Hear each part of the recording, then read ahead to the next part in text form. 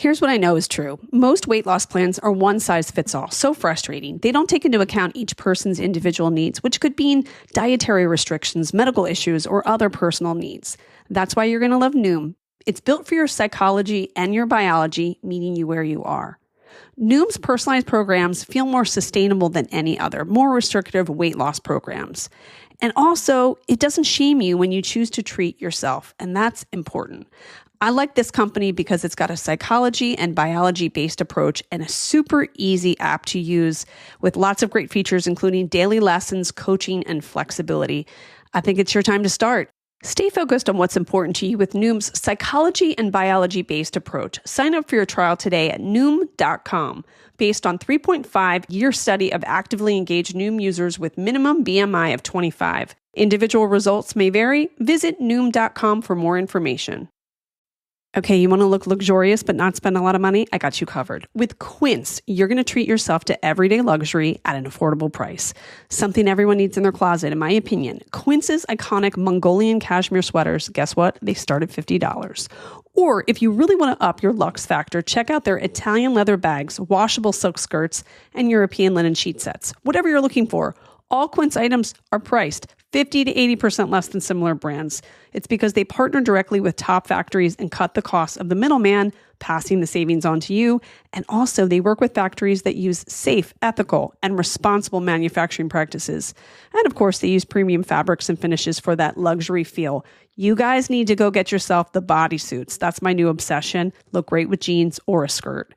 Treat yourself this winter without the luxury price tag. Go to quince.com/KateCasey for 365-day returns, plus free shipping on your order. That's QUINCE.com/KateCasey to get free shipping and 365-day returns. Quince.com/KateCasey. The amazing Kate Casey. Welcome back for another episode of Reality Life with Kate Casey, and Happy New Year. I hope that you all have had a great time over your holiday, and I want you to know you have so much to look forward to in great storytelling the first quarter of this year. So make sure that you're checking the what to watch list and also the Monday episodes, because I am always going to make sure you know what is headed your way. And also make sure that you are subscribed to the show. By clicking subscribe, you will get new episodes in your queue all the time, and you will never miss an episode. And then also make sure that you are in the Facebook group, because there are a bunch of people who are just as interesting as you are, who are always talking about what's going on in pop culture, new episodes, upcoming guests, but also the books that they're reading or the other podcasts that they're listening to, music that they're listening to. So make sure that you're in that. And lastly, make sure that you're subscribed to my Patreon, because I have bonus episodes and I'll tell you more behind the scenes stories. So patreon.com/Kate Casey.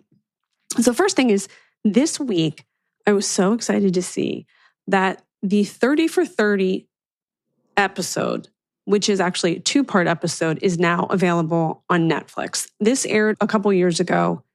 If you know me, you know I've been long fascinated by Lance Armstrong. I thought this episode was so well done, and now you can watch it on Netflix. So if you're unfamiliar, Lance Armstrong is an American former professional road racing cyclist. He achieved international fame because he won the Tour de France a record 7 consecutive times from 1999 to 2005. I remember watching it all in real time. He was a triathlete before turning to professional cycling. And in 1996, he was diagnosed with testicular cancer that had spread to his brain and to his lungs. And after undergoing treatment and making a remarkable recovery, he returned to competitive cycling. So his comeback and the subsequent Tour de France victories inspired a huge number of people, especially cancer survivors.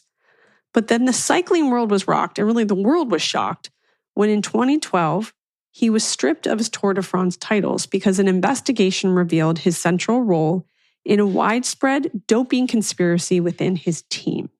So this revelation, of course, tarnished his legacy in cycling and led to a lifetime ban from sanctioned Olympic sports. So Lance, the 30 for 30 on Lance Armstrong, is now available on Netflix. This is a compelling chronicle of Lance Armstrong, one of the most inspirational and then, of course, infamous athletes of all time. It is based around extensive interviews with Lance. The film is a character study that captures a unique chapter of sports history. Now, you could go back to my episode 259. I interviewed Juliet Macker, a New York Times reporter, and she's the author of the book Cycle of Lies, The Fall of Lance Armstrong. You can go back and listen to that. Like I said, long been fascinated by Lance. I have to say, I found a lot of parallels in my origin story when I first started reading about Lance Armstrong and felt that all the more in watching this episode. He was raised by a single mother. She was actually quite young when he was born. I think she was 16.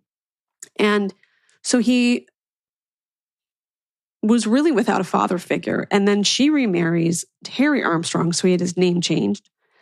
And he had a very difficult relationship with his stepfather. Now, his stepfather is interviewed in this, and he sort of takes credit for his work ethic, for his discipline, which I'm sure in retrospect, Lance took great offense to. But I've said this before. I read this Harvard Business Review article many, many years ago, and they said that those that have a father that abandoned them, they tend to try to be overachievers because they are wanting their father to say congratulations or give them the recognition that they ultimately will never get. So it's like you're trying to achieve success for someone that will never give it to you. And I think this is definitely one of those stories. And again, the cancer, the fact that he recovered from it when it had spread so much throughout his body, and then what he ultimately did for cancer awareness, I still think remains very significant. So go back and watch the episode. You're going to find what happened with the doping scandal is fascinating, especially all of the behind the scenes stories of the sport and of Lance Armstrong. And it really begs the question of what other sports are including illegal doping. Fascinating character study, and still remains one of my dream guests on my list since the beginning of my show. So 30 for 30 Lance on Netflix. I know I was posting some of it on my Instagram story and everyone was like, is this a new doc? It is not, but I think if you're someone that read all of the books and kind of watched all that footage, this is definitely an updated version. And you see more recent film of him, especially with his children. And I think it gives like a broader scope of the aftermath of the doping scandal. Now, the documentary I would want for you to watch today, and I'm telling you today because I feel like we all need this right now. Listen, it was a hard last year, and I'm always hoping that the benefit, the blessing of anything in unscripted TV is it helps us feel like we're more interconnected. And I feel like we need that all more than ever. And I feel like this documentary is really one of the best music documentaries I've ever watched. I'm here to tell you that. It's called Avicii, I'm Tim. It is on Netflix as well. This follows the producer, composer, and superstar DJ who was born Tim Bergling from his childhood and adolescence in Stockholm to the global fame that he achieved as Avicii. The film's director, Henrik Berman, said that when he determined that he'd be the one who would narrate this story, Tim, that means, he thought that maybe it was how he could be close to him. Maybe that's how I can meet him. That, to me, is the beauty of this film. Number one, Henrik is actually a music journalist in Sweden. And he said he had completed the 2020 Young Lean documentary, Young Lean in My Head, and was ready to take on another music-related project.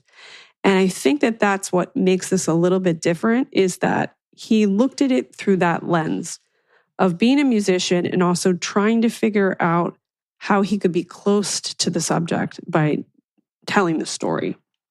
And you really do feel like, I know it sounds silly, but when you're watching it, you're like, I feel like someone is telling me their entire life story. It begins with a picture of him in the womb, and then you go all the way to the end, and you get the sense of like, I'm getting as close as I can touch this person that I will never meet. So this documentary delves into his life, charting how he became one of the defining artists of his generation. It explores issues that he was dealing with despite his illustrious career.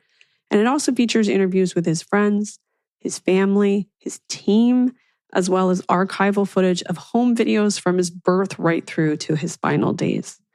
Miraculously, he is Tim, also known as Avicii. He's narrating a lot of the film. And they pulled from archival interviews and some that have never before been published. So he was born Tim Bergling, also known as Avicii. He was a Swedish DJ, remixer, and a record producer.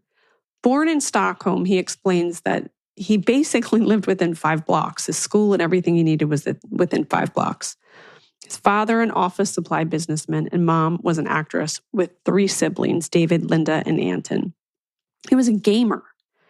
And then he started mixing in his bedroom at the age of 8. His brother, who had been a DJ, inspired him to begin making music at 16. And he taught himself by using a pirated copy of FL Studio, which is a digital audio workstation. He said he was a shy, curious, stubborn boy who suffered from serious acne and social anxiety, which affected his self-esteem.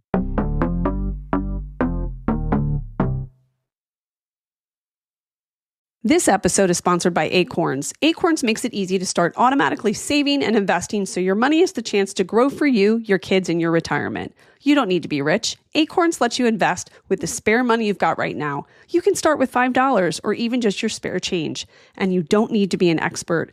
Acorns will recommend a diversified portfolio that fits you and your money goals. Head to acorns.com/KKC or download the Acorns app to start saving and investing for your future today.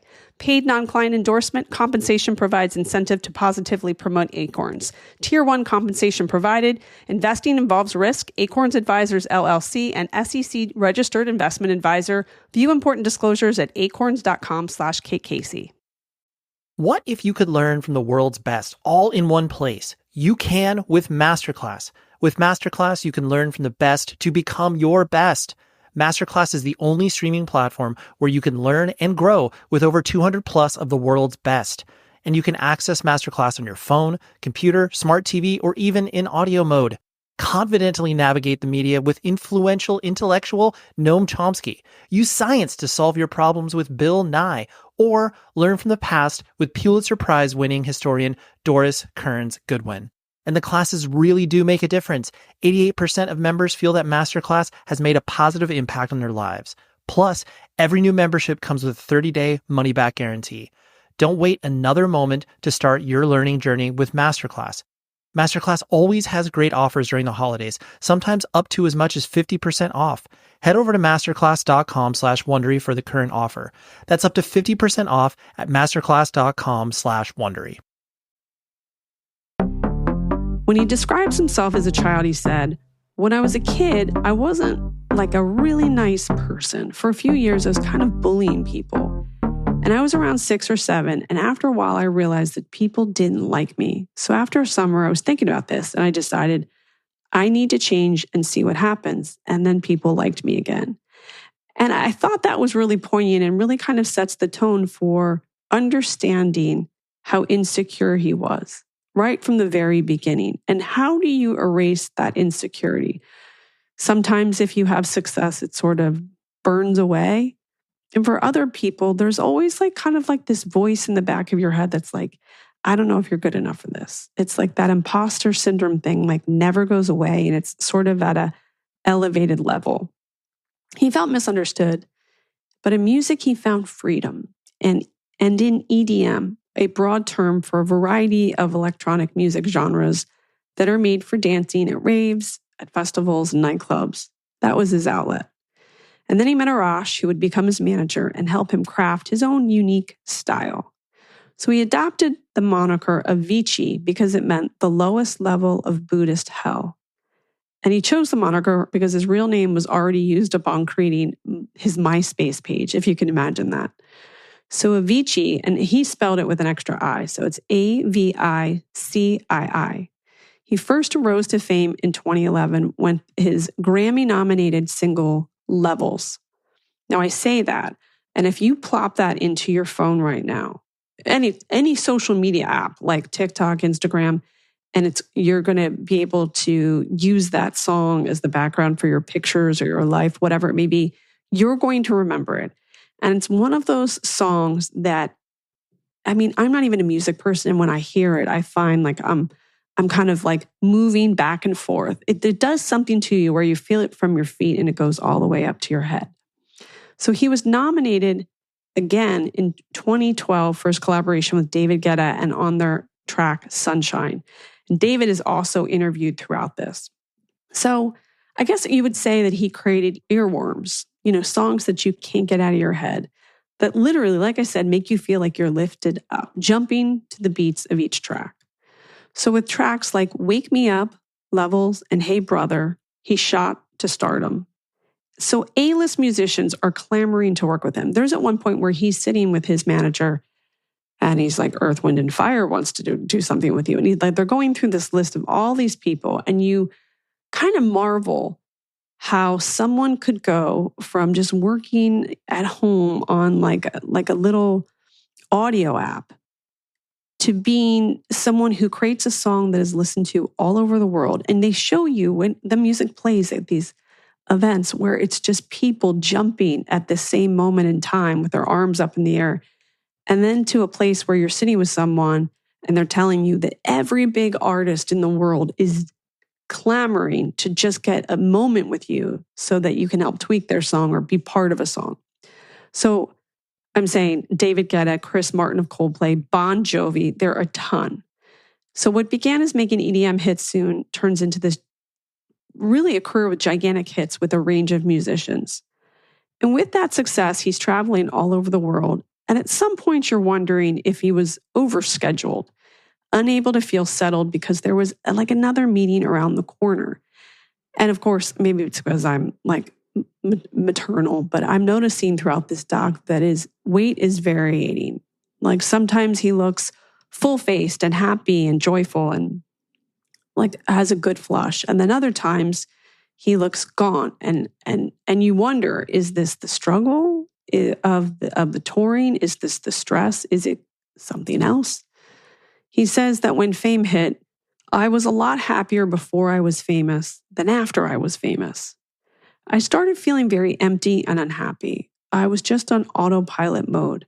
I had just been acting away because I thought this is how you're supposed to be acting. This is how you're supposed to be doing. And you think to yourself, yeah, we can't even imagine what that's like. We think in theory it's great. You have millions of followers. You can fly anywhere in the world that you want to. Everyone wants to talk to you. But how does that actually affect you when it really happens in real time? It was just all new and it was a big party, he said. I realized the magical cure of just having a few drinks before going out, which would loosen you up and make it a whole other experience. So then you have the added component of the stress. Now you have to perform for all of these people who have paid a lot of money, expecting you to show up as the best version of yourself. But for him, he's got this lurking anxiety that made him feel so at ease that he, again, is thinking, well, if I just have a couple drinks before, then maybe I'll be okay. So he said, I just took everything on that I could. I didn't even realize before that you could actually do Monday, Tuesday, Wednesday, Thursday, Friday, Saturday, and Sunday. But then once that opened up, you could tour a whole year. Now, Tim, who described himself as introverted and an anxious person, this is despite the fact that he's performing and he's talking to journalists and he has got a team around him. He actually says he's a bit of an introvert. So recharging his battery really was to kind of be alone. He uses alcohol to loosen himself up before going on stage so he could take on the persona of Avicii. And one wise music executive says in it that most singers adopt this extra persona so that you sort of protect who you really are, so that you can kind of compartmentalize and put that person up on a shelf when you need it. So he created that persona of Avicii. He said, I didn't like being a persona. I didn't like having to be Avicii and then having to be Tim. It's still very confusing. I still don't really understand it. In 2012, he was hospitalized with pancreatitis from excessive drinking. And he said, I'd been excessive drinking for a couple of years. And the doctor said, you can't drink as much anymore. You have to calm down. And I knew that would probably end up biting me in the ass if it didn't do anything about it. So if you're using that to kind of curb that anxiety and now someone's telling you you can't do it anymore, then you're thinking, well, what else can I do? So even though he had a net worth, unbelievably, of around $50 million when he died in 2018, he acknowledged that he was never about money. He said, the only real monetary goal I've had was the freedom that money gives you. And I felt that freedom after I was able to take a cab anywhere I want, and I could go out and I could eat and I could pay rent. And I thought to myself, it's funny how that's a different answer for everybody. Like, what is true financial freedom for you? And for him, it's like, I can just get in a cab and I can pay for that and go wherever I want. I can pay rent. I can go to any restaurant. He said, like buying cars, I don't get pleasure out of that. Artists are people. We are people who create shit. This is his words. And that they're thrown into an environment, an industry where it's about chasing how many views you have and how many comments. You can have a single meeting with someone in the industry without them mentioning 60 different statistics and why this is better than that. And you see how he struggles with even making a song about how one record executives insisted that if you don't like catch them in the first, sentence, you're gone. Like they're not going to be interested. And even that executive is like, maybe I shouldn't have said that. Maybe I should have just let him do what he wanted to do. But I feel like all of these artists, that's the part of it that is maddening. And I can kind of get that too. I mean, I'm not even in the music world, but as a performer in some way, that there is that part of it. Like you're only as good as your last hit or your last download, your last episode. And I'm sure in whatever business that you guys are in, you feel some part of that too. Like we live in a time where we're in a comment and like economy. And how much does that take away from the work that we do when that's always put in the back of our head and pushed on us that you're only as good as the amount of followers that you have?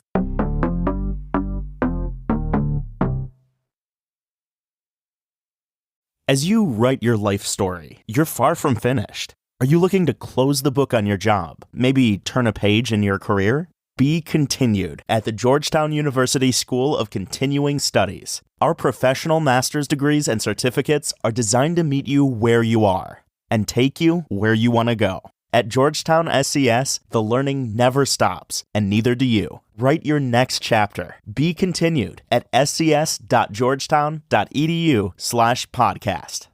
Behind the delivery trucks that keep your life stocked, thousands of employees at BP go to work every day. People bringing a new offshore production platform online. People making our refineries capable of more, like making renewable diesel from agricultural waste. People trading and shipping fuels to our customers. And people helping truckers fill up and get maintenance at our convenient locations. They're part of the more than 300,000 jobs BP supports across the country. Learn more at bp.com/investing in America. He says that he was running after an idea of happiness that wasn't his own, that he didn't enjoy even making music because it was just too much, and I don't know how to fix this. So his one friend, Jesse Waits, describes how his gigs were canceled after his mental health took a nosedive. And you can kind of see it. Like I said, his weight is just dropping. It's dropping. And he seems scattered and frustrated at points. And he said it was hard to see from the outside what the problem was. Jesse says that adding that his career had taken off and he had a family that loved and supported him. And at the time, I just realized he was just taking painkillers. And he thinks that pushed him back into a deeper hole. Because remember, he can't drink. So then he starts taking pills. And Jesse notes that he can tell when someone's on opioids because you get sort of like these pins kind of in your pupils that you can tell when someone is on pills. And Lord, we know from hearing so many other stories that people can take pills and get away with taking a multitude of pills in secrecy, and you have absolutely no clue at all. And he said, like I said, with the opioids, your eyes change and they pin basically. So the black parts of your eyes turn into little pins, and he could see his eyes wide open like a zombie. He was just kind of not there. So for him, he would justify it as suppressing his anxiety, but it was just then ultimately creating more anxiety afterwards. So in his own words, he describes his anxiety as a stone in his gut that was constantly there. So eventually, his management team staged an intervention. He went to psychiatrists. He says this in the documentary. So he did an interview where he kind of explains this. He went to doctors. I tried so many different diets. I tried to start working out. And my dream would be to be completely at ease and completely happy with what I've already got and not really have any aspirations to do a billion other things. And I'm trying to find balance in life with my friends and family. And I think a lot of us look at someone with a lot of money and success and think, what do you have to complain about? Like, we're here in the gutter, and where are you? Why have you anything to complain about? But after taking a break from his music career, he travels the world and he brought his friends with him. As a result, he said he felt the same kind of spirit he did when he was 18, and which, it is good to take a minute, to take a beat, and to try to recalibrate. He said, being free makes me really happy by not feeling tied down, not feeling pushed in all different directions, and when I'm making music without any expectations.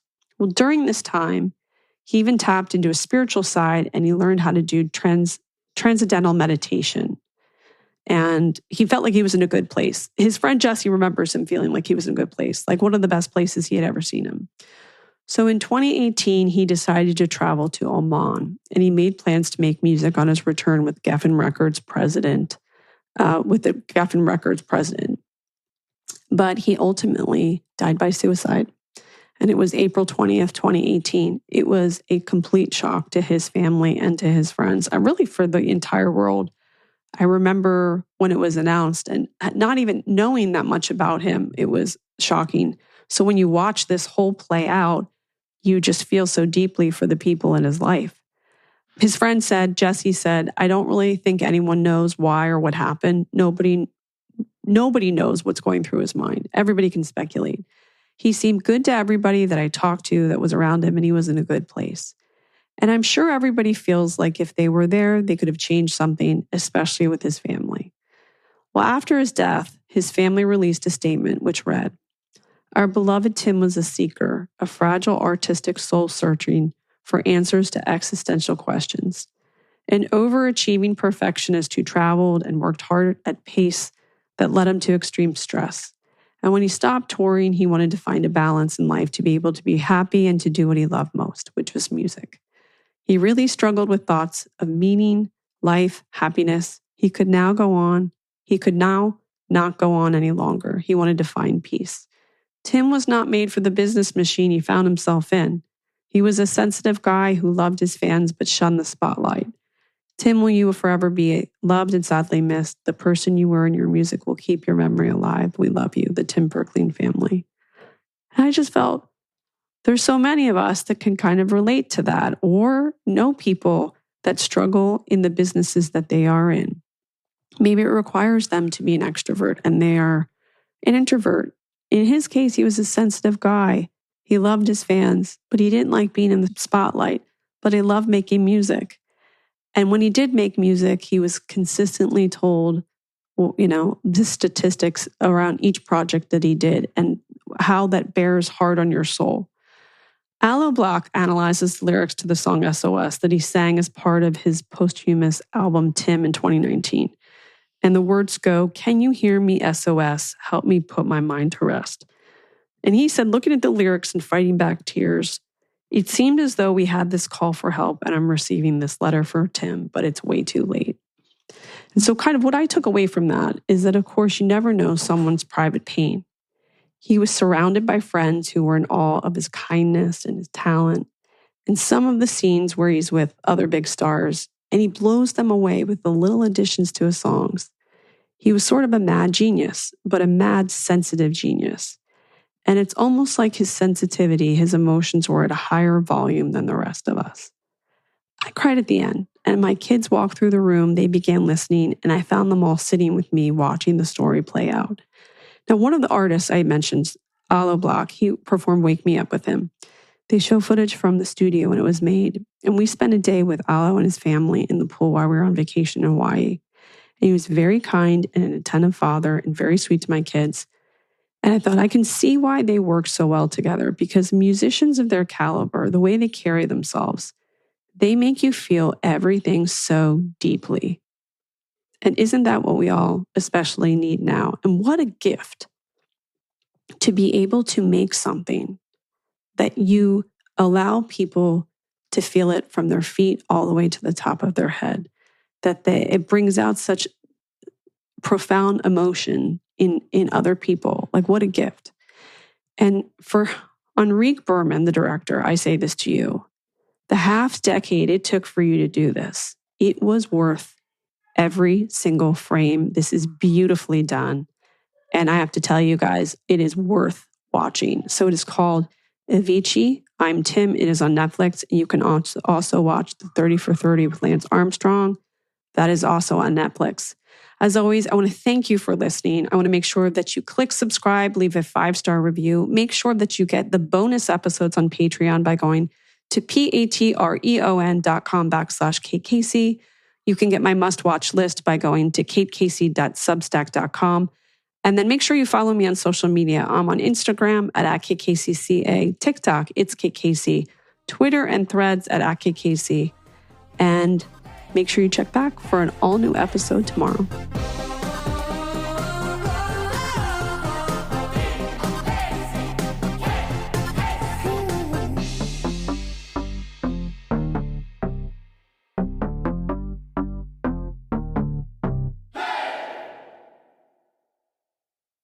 Hello, ladies and gerbs, boys and girls. The Grinch is back again to ruin your Christmas season with Tis the Grinch Holiday Podcast. After last year, he's learned a thing or two about hosting, and he's ready to rant against Christmas cheer and roast his celebrity guests like chestnuts on an open fire. You can listen with the whole family as guest stars like John Hamm, Brittany Broski, and Danny DeVito try to persuade the mean old Grinch that there's a lot to love about the insufferable holiday season. But that's not all. Somebody stole all the children of Whoville's letters to Santa, and everybody thinks the Grinch is responsible. It's a real Whoville whodunit. Can Cindy Lou and Max help clear the Grinch's name? Grab your hot cocoa and cozy slippers to find out. Follow Tis the Grinch Holiday Podcast on the Wondery app or wherever you get your podcasts. Unlock weekly Christmas mystery bonus content and listen to every episode ad-free by joining Wondery Plus in the Wondery app, Spotify, or Apple Podcasts.